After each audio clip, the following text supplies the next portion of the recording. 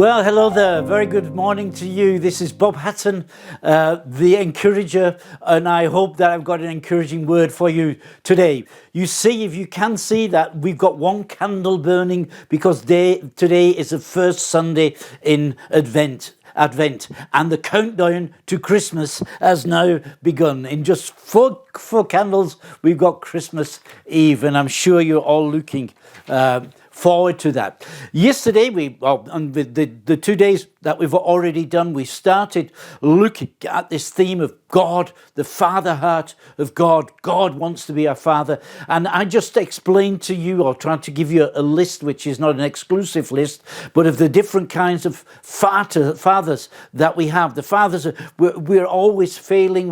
There's a shortcoming within us because we are weak, we are human. And I also told you that I've spoken to many people in the years that have gone by, and I've told them that God wants to be your Father.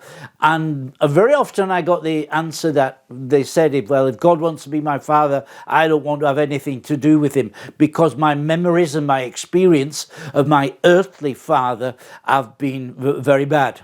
And of course, I try to show them that God is a different kind of father. But we do have a crisis of fatherhood in our world today. And unfortunately, many fathers are abandoning the families, and I'm seeing this in many different cultures. In our Western culture, it's increasing year by year, but I'm also seeing it in the Asian cultures where men, fathers, they're leaving the family maybe with a good view of trying to earn money abroad to send them to them. But I've seen them abroad, and lots of these fathers, they look for other families. It's a very, very difficult situation. And also in Africa, that men are leaving their families. We know groups of single mothers who are struggling to bring up their children without the father. And we have a crisis of the fatherlessness in our days, and I think this is all over the world. I just found a quotation from the former American president, Barack Obama. And in fact, he said it's a great honor for him to be the president of the United States. But the greatest task, his number one task that he has, is not to rule the United States of America, but is actually to be a father to two girls. Now, he was speaking. I got a speech that he held, and he was actually speaking to Afro-Americans in a certain context. So we've got to keep that in mind. But on the other hand, I think what he says is very applicable to many of our situations. And let me just give you this quotation, what I found. Barack Obama, the former US president, he says, if we are honest with ourselves, we'll admit that way too many fathers are missing from too many lives and too many homes. They have abandoned the responsibilities, acting like boys instead of men. And the foundation of our families are weaker because of it. We know the statistics that children who grow up without a father are 5 times more likely to live in poverty and commit crime, 9 times more likely to drop out of schools, and 20 times more likely to end up in prison. They are more likely to have behavioral problems, or run away from home, or become teenage parents themselves. And the foundation of our community are weaker because of it. Of course, he is speaking to this American, in the American context of the Afro-Americans, but I think we can hear some very important things here. Family comes from creation right at the beginning. This is part of God's order, and it's important that we try to view the world with a biblical world view, that we see the world as God sees it, and the family is part of his order that he created right at the beginning. And I know we have quite a number of politicians here who are trying to change this. They're saying family, that's an old-fashioned, outdated mode of living. You just live together for a period and then you get another partner, maybe start another family, and so on and so forth. And this is very dangerous, and this will actually be the downfall of our cultures if we do this. Now, I've got a friend, and he told this story once in a church, so I'm not trying to embarrass him or anything, but he told us that his father was very abusive and very violent and would often beat his mother, and he's also had an alcohol problem.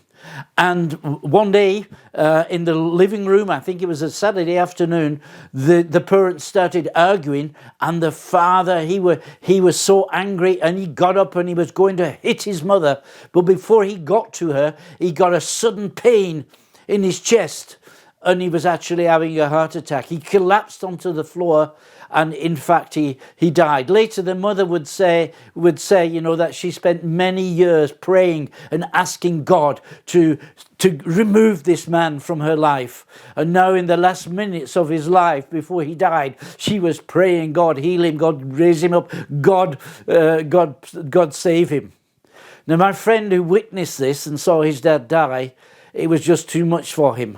He ran out of the house. He ran into the street. He ran as fast as he could to the end of the street, and then he ran off into the woodlands that were adjacent to where he lived. And he ran and ran and ran for as long and as far as he could, until he kicked. He ran out of breath and he had to stop.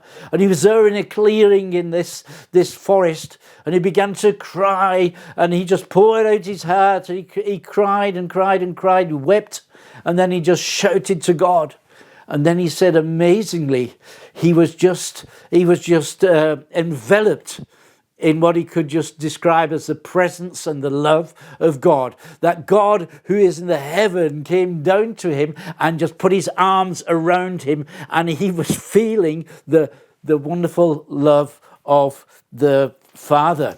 Now, I've got a Bible verse I would like to share with you, and it's in the Psalms. It's in Psalm 68 and verse 4. And it says there, it's a exaltation to us. It's something that we're supposed to do.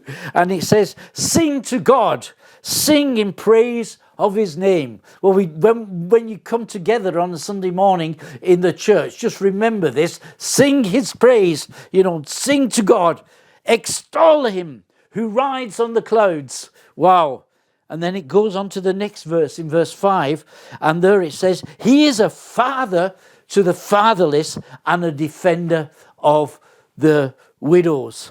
God is not simply a reflection of your earthly father. That's what people are thinking. And when we say God wants to be your father, and they say, I don't want to have anything to do with him, he is not a reflection of our earthly father. He is everything that you dreamed of, everything that you wanted your father to be, and much more than you can even imagine. He's not just a bigger version of your dad. He is the perfect version. And he comes into this fatherless context. He comes into our broken world and says, nobody needs to be fatherless. Nobody needs to live without an affirmative word.